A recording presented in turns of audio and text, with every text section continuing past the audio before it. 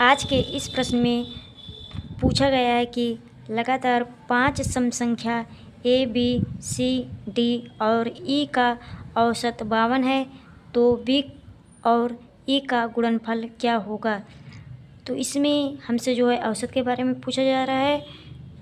तो औसत किसे कहते हैं, जैसे कि कोई दी गई राशि है, उसका हम जब औसत प्राप्त करेंगे तो समस्त राशियों का योग बटे उसकी राशियों की संख्या से जो है औसत ज्ञात की जाती है। जैसे कि हमारा यहाँ पर है समस्त राशियों का योग, यानी कि जैसे कि हमारा दिया गया है 3, 5, 7, ये 3 राशियाँ हैं। तो इनकी हमें औसत ज्ञात करनी है। तो इनकी औसत ज्ञात करने के लिए हमें जो है इन तीनों का योग करना है और बटे में इन तीनों की संख्या कितनी है, तो इन तीनों की संख्याएं हैं 3। तो 3 से हम भाग देंगे तो आ जाएगा हमारा, जितना आएगा वही हमारा औसत होगा। तो यहाँ पर दूसरा चीज़ पूछा जा रहा है। तो इसमें ये पूछा जा रहा है कि इसका जो सूत्र होगा वो होगा राशियों का योग बराबर औसत गुणे राशियों की संख्या। तो समस्त लिखेंगे, समस्त राशियों का योग बराबर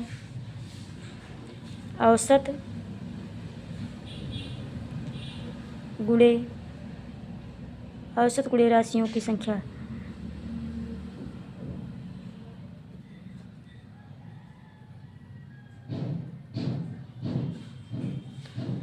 तो यहाँ पर हम देखेंगे कि हमसे पूछा जा रहा है कि 5 सम संख्या है।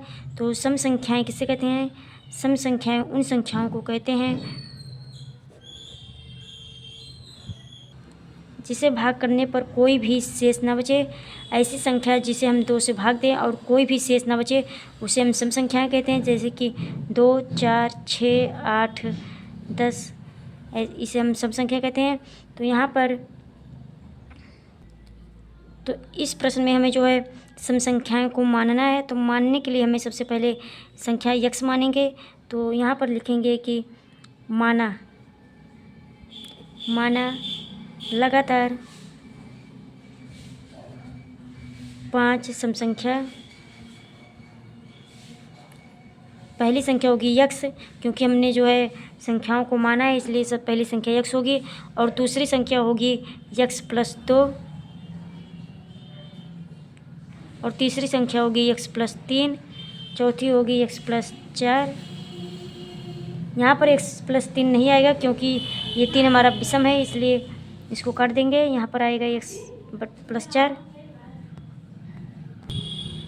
अगली संख्या होगी एक्स प्लस 6, उसके बाद अगली संख्या होगी एक्स प्लस 8। ऐसे ऐसे हमारी संख्या तो यहाँ पर जो है 5 संख्याएँ पूछी जा रही है, 1, 2, 3, 4 और 5।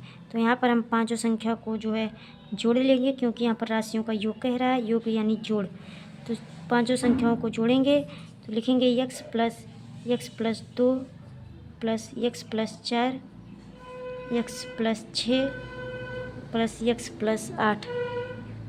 उसके बाद बराबर में लिखेंगे औसत हमारा है 5 गुणे और राशियों की जो संख्या है वो है 52।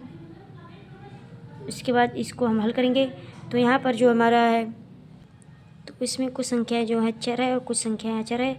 तो चर वाले को जोड़ लेंगे, अचर वाले को अलग जोड़ लेंगे। तो यहाँ पर हमारा 1 एक्स है, 1 एक्स को दूसरे एक्स से जोड़ेंगे तो 2 एक्स हो जाएगा।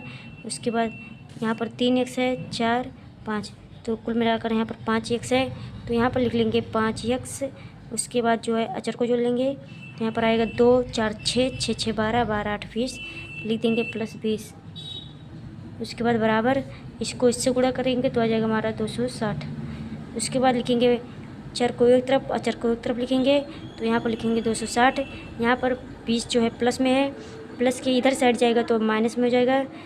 उसके बाद लिखेंगे 5 एक्स बराबर, इसको इसमें से घटाएंगे तो आ जाएगा हमारा 240। फिर लिखेंगे इसको हम जो अलग कर लेंगे तो आ जाएगा यक्स बराबर 240। यहाँ पर जो है 5 गुणे में है तो यहाँ पर हो जाएगा भाग में। फिर इसको जब हम इससे काटेंगे, अब जब हम 5 को 240 में जो है भाग देंगे तो आ जाएगा हमारा 48। तो तो यानी कि x बराबर 48 आएगा। तो यहाँ पर जो है प्रश्न में पूछा जा रहा है कि b और e कितना होगा, और पूछा जा रहा है। तो सबसे पहले b की संख्या ज्ञात कर लेते हैं। तो यहाँ पर देखेंगे कि b है हमारा x+2, तो x+2 x आया हमारा 48, और x को जब 2 में जोड़ेंगे तो आ जाएगा हमारा 50। तो यहाँ पर लिखेंगे b बराबर होता है 50। उसके बाद e हमारा आता है ABCDE, e है x+8, तो यहाँ पर हो जाएगा 48 + 8। तो यहाँ पर 48 + 8 बराबर हो जाएगा 56। उसके बाद यहाँ पर b गुणे e पूछा जा रहा है, तो b हमारा आता है 50 और गुणे में e आता है 56। तो जब इसको हम गुणा करेंगे तो हो जाएगा 2800। तो यही हमारा आंसर है।